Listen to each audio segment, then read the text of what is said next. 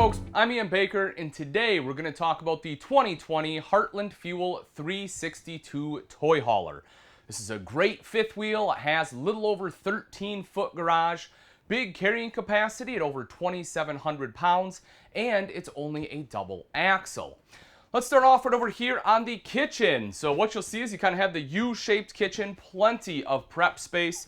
You have the cooktop with the glass cover, so you're able to utilize all that, as well as all of this space right back here. A little bit over to the sink, side of the sink, but obviously it's a little bit tough to reach, but it's perfect, you know, if, to put a coffee maker, toaster, something like that.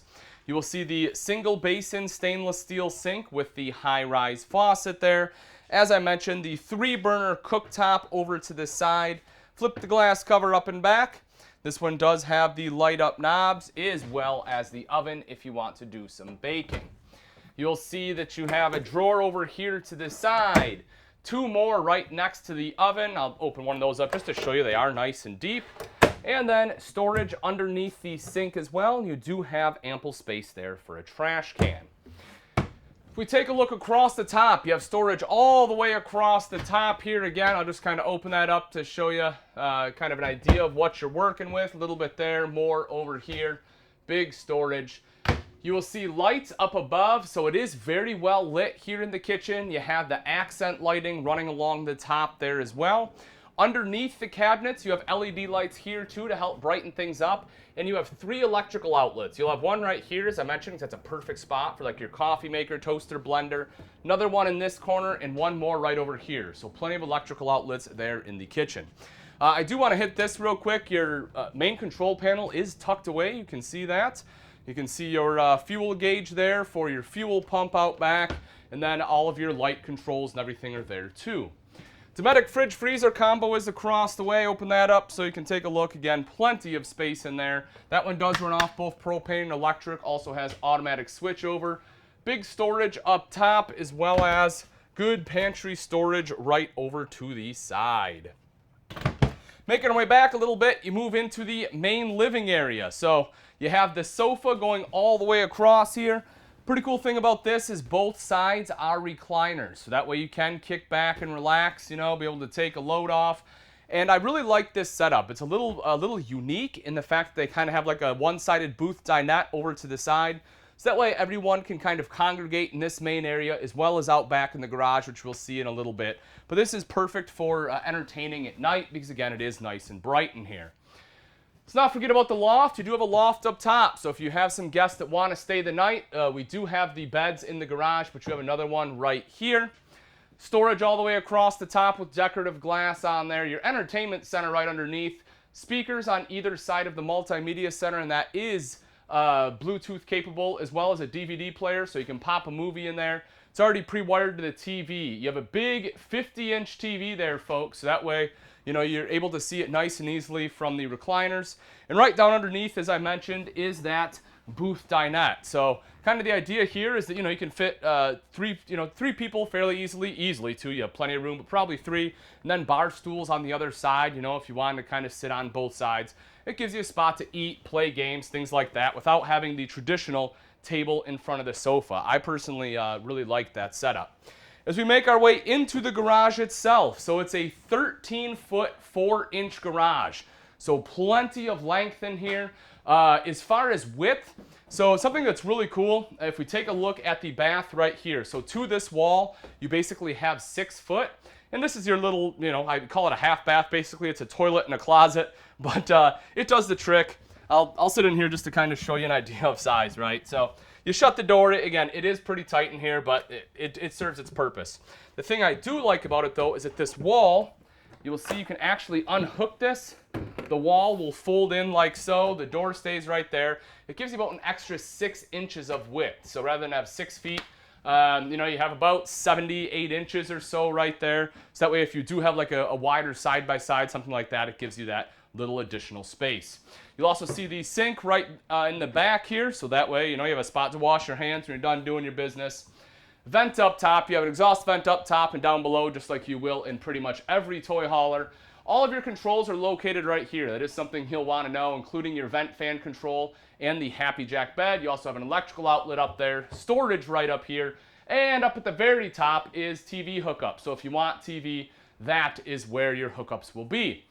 Back over to this side, so you have the double rollover sofas. Now they can be in the up position like this to get maximum width, or if you need the additional height, both of them do snug up against the walls. This one also has the Happy Jack power bed up top. So yes, folks, when these come down, you have 2 additional queen beds back here so you can sleep plenty of people. You'll also notice the party deck. This is an awesome party deck. You know, it's just held up by the cables right here. Drop that down, swing the party deck up. It's super easy to hook up. You'll see that it basically rolls, it's a little tough to see, but it rolls on casters down there. So it just opens up, clicks into place. Very easy to set up. So we step into the bathroom of the 362. You will see there are 2 entrances and exits. One, of course, out into the main living area, which it is worth noting that there is storage right out here. We don't want to forget about that. There's a hanging rod as well as a shelf up top, so it's kind of like dual wardrobe and linen storage there. And then the other entrance goes right into the bedroom. Right in between the 2 is your foot flush lever toilet. When I take a seat here, you'll see I have plenty of room for my legs as well as my shoulders. You have the countertop right up front. Nice big sink right here as well. Electrical outlet over to this side. Storage underneath. Whoops, there is enough room there for a trash can if you want a trash can there. And then you have storage up top too. Big medicine cabinet as well as some additional storage over to the side. Now, if I step into the shower, you'll see it is a very wide shower, so you can easily turn around in here. You have a hand wand to make life a little easier. I'm 6 foot tall. I can stand underneath the ceiling without any issues. If you're a little bit taller, you know, you're 6'2", 6'3", you have this big skylight right here. You can probably be 6'4" and still shower in here without having to bend down. In the bedroom, you will see the slide-out wardrobe right here. Large wardrobe, double mirrored doors. You will notice the hanging rod going across as well as storage underneath. And over to this side, you have this additional countertop space with an electrical outlet and 2 more large drawers. Right in the center is the queen bed. You'll notice the headboard is basically a big cubby hole. So it gives you a place if you need a glass of water at night, or if you need a place to put your cell phone, you can put it up there. But you'll also see that both sides have nightstands, or at least a shelf with an electrical outlet there. The one side does have storage underneath, and you have storage going all the way across the top with LED lights. Last couple things I do want to mention. The first is the fact that you'll notice a second AC here in the bedroom to help keep things nice and cool. And on the other wall is TV hookups. That way you can have a TV in the bedroom. Now that we've seen the inside, let's take a look at some of the outside features on the 2020 Fuel 362. You'll see the big nose on the front cap here and how it kind of curves in. That's part of the tight turn technology that the Fuel utilizes. So that way, if you are pulling with a short bed which this monster you may or may not have, but it will give you a little bit tighter turn tolerances. So if we take a look underneath here, you'll see that you have a light so you can see what you're doing. And then in this front compartment, you have the battery box off to the side. This one has the Cummins Onan 5500 watt generator in here, so that way you can power the entire coach if you don't have shore power. You also see your auto level control is located right there too. So that way when you get to your destination, you just touch a button, the coach will level itself out in a few minutes.